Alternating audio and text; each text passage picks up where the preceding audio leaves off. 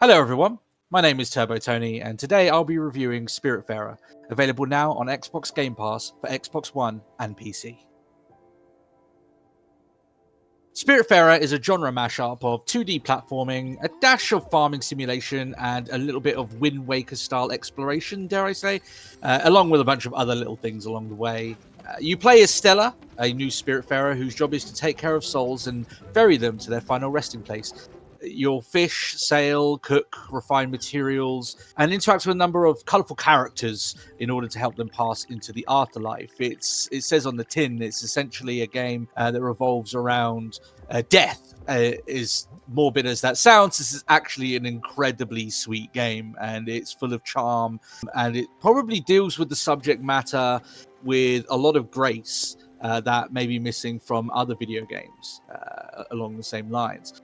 By all means, this is a very resource gathering type game, not as heavy as, let's say, Stardew Valley, which upon playing this you might get some sort of look upon. You know, it might remind you a little bit of Stardew Valley, or games like Animal Crossing and stuff like that. You know, where you get used to certain NPCs along the way.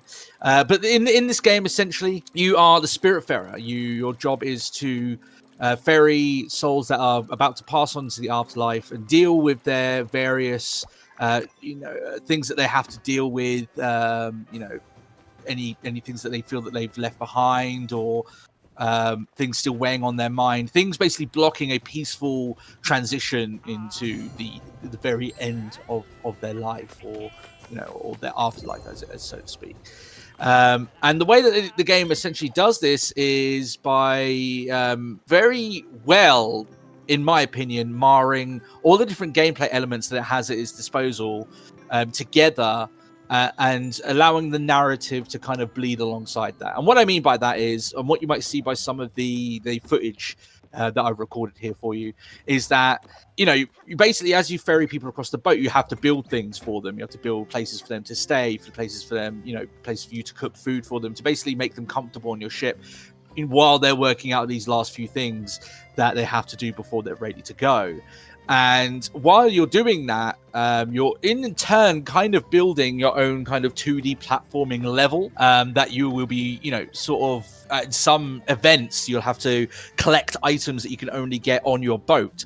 So as you're building up your boat and you're increasing it and it's getting bigger, or you're moving things around in a sort of like inventory mini game, if that can be said. If anyone's played like the old Resident Evil games where you had to move your inventory about, it's kind of like that, except you're moving your own level around. So that means each time, and as the game progresses, these events for you are going to be different, and it's almost like you're creating your own level for you as you go. It's a really, really cool blend of gameplay mechanics that also work with the whole sort of idea of you building up this boat and building things that your spirits need in order to move through what they need to. And it's this marring of gameplay elements which you don't see very well often in some games, and you only kind of realize that's what it's doing a few hours in, and you start to really sort of appreciate the game for having the forethought to be able to create different gameplay aspects that kind of mesh with each other or interact with each other as much as Spiritfarer does. If you're looking for like more in depth of like what the gameplay actually is, essentially you'll be sailing from island to island, speaking to new spirits, gathering materials, building up your boat, slowly getting new abilities, more maneuvering capabilities, and unlocking areas that you can go with your boat that you might not previously been able to go for before. So there is a sense of progression that's pretty decent along this game. And to actually progress through and get new items for your boat or new items for yourself, you do actually need to work through your spirits' stories and what they, the things that they're dealing with, and get to know them a little bit better. And like I said, this game is oozing with charm. As you can see probably from the actual footage that I've captured here, the first thing you probably noticed is just how beautiful this game is. And more than once I had to stop myself and say, damn, this game is pretty. And for a 2D game, it really leans on its art and the artistry.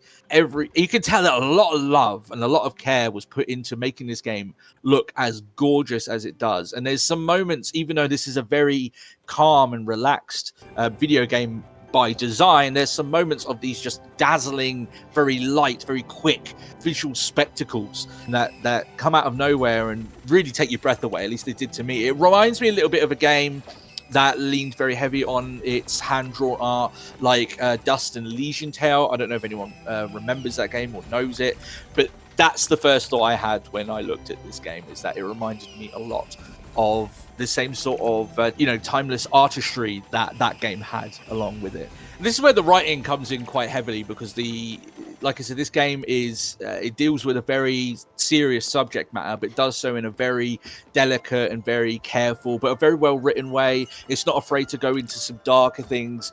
Like I got hints of dealing with depression and some more, less lighthearted aspects, so let's say, of the human psyche. While it's a game that's not trying to be super psychological among those means, so don't worry, you're not getting into that. This is a very chill, very relaxed video game. It does deal with some heavy subject matter at times, but which is to be expected. And it doesn't deal with those things in a way that I feel was uncomfortable by any means, but it does deal with them. It does go through characters that are dealing with certain things, and you have to talk to them and work their way through it along those lines. There is a few little drawbacks to this. For one, there's no voice acting, which I didn't think was as much of an issue, but it's more of an issue along the lines of, because your main character doesn't speak even in response, even text. Like I said, ordinarily wouldn't be an issue, but because so many of the characters that you meet along the way, they already have a previous experience with Stella, or they already know Stella, or even in one case, it's not too much of a spoiler, happens quite early on, is related to Stella. It seems weird that there is almost nothing. You hear nothing from her at all. And when you speak to these characters, they're more speaking at you and almost taking her reactions, rather than you actually being able to see them, be able to see what she's saying. They kind of rely too much on her reactions. And they, there's characters like for instance, Giovanni, which I wasn't entirely sure, maybe I'm wrong here, whether or not he had any sort of relation or experience with Stella, but then he acts as if he does, and then towards the end they try and build up to this sort of heartwarming moment, which it definitely does have with other characters. This game is very heartwarming, but with some characters I just didn't feel like it was meant to be there, or it hit as hard as it did with other ones.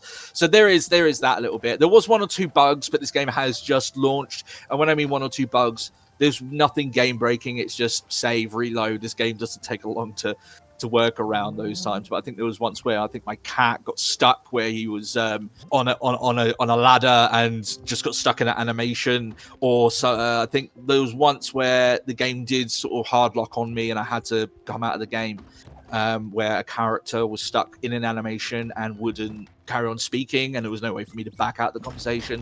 But that's only happened once or twice, and like I said, this game has a pretty decent autosave system. I don't know if it's been worse for other people, but it's been fairly okay for me. This is with me playing with games which are far more buggier, so take that with a grain of salt. This game does have co-op. You can play locally, so either on PC or on Xbox, but you can't cross-play between two of them. But I will warn you, whoever's playing as the second character can't speak to the NPCs that you have or the characters that you meet along the way. Makes sense because they're a cat, but you can do other things. You can, there's even a hug button in the game, which I adore. I love the fact that you can just hug characters. I don't know why. Maybe I'm just a softie like that, but yeah, you can do stuff like that as the cat. You can also do certain things like on the boat, like cooking and doing some of the farming. Some of them have good animations that go alongside the cat, but some of them don't. Like, for instance, I think the fishing doesn't have an animation with the cat. It just kind of looks a bit odd. So I don't know whether or not co-op was something that they added in later on. And it's okay. I played it with my daughter, and she found it fun to have the co-op along there. But it isn't as... When you're playing co-op, you're not in equal sort of responsibilities. Whoever's playing as Stella still has to do all the quests, still has to talk to all the NPCs, which is a massive part of this game. So a lot of that still relies on the first player. So as the second player, you might feel maybe a little bit out of the loop along those lines. I think that's maybe why they chose to stay with local co-op, because if you're playing online co-op, I don't know, because at least when you're in local, you can speak to whoever's dealing with the conversations and have a conversation about that. But yeah, the co-op isn't as in-depth as what you might hope, but it's there, and the game is better off having it rather than not having it at all. That's my opinion, but it isn't as in-depth as what you might believe. It has all the usual bells and whistles. It has Xbox Live achievements, and it has the play anywhere capability, so you can transfer your saves over. So yeah, it's got all those usual bits that usual Game Pass things have. It just doesn't have that crossplay, which I know some of the more Microsoft-centric games have. This one doesn't have it, but like I said, I don't know whether or not that was more of a development choice or not. But all in all, this game to me was exactly what I wanted at this particular time. I'd been playing a lot of these resource gathering games, which I had felt like I'd been going through the motions, but Spiritfarer does it in a way where it meshes together its gameplay elements really well, and has a really sort of compelling narrative and a really sweet, charming aesthetic that really made the game, just pop out the screen at me, and I felt compelled to play it through even more. I'm pretty sure I've almost completed it myself, so if I have any further thoughts, then I'll be sure to post them up on the channel. But apart from that, yeah, that's Spiritfarer. I'm not a big fan of doing review scores here, so I don't know. I'll give this a 10 hugs out of 10. Why not? I'll just that means nothing. I think review scores are a little bit silly because that's relative to the person who's playing it. It's more about what they feel about the game, which I think is more important. So if you have any questions about the game, be sure to leave them in the comments. This has been my first video that I've actually done in a long while. I'm looking to actually cover a lot of Xbox Game Pass material, so the games on there, do more reviews and news on the Xbox Game Pass, because it's the main thing that I've been playing, all the games on the Game Pass, just because it's of such a good value. So if that's something that you'd be interested in, then please hit a like and subscribe, and I'll be sure to put up more content in the future. Apart from that, I hope you guys have a great time. Thanks a lot for watching, and I'll catch you next time. Thanks a lot. Bye-bye.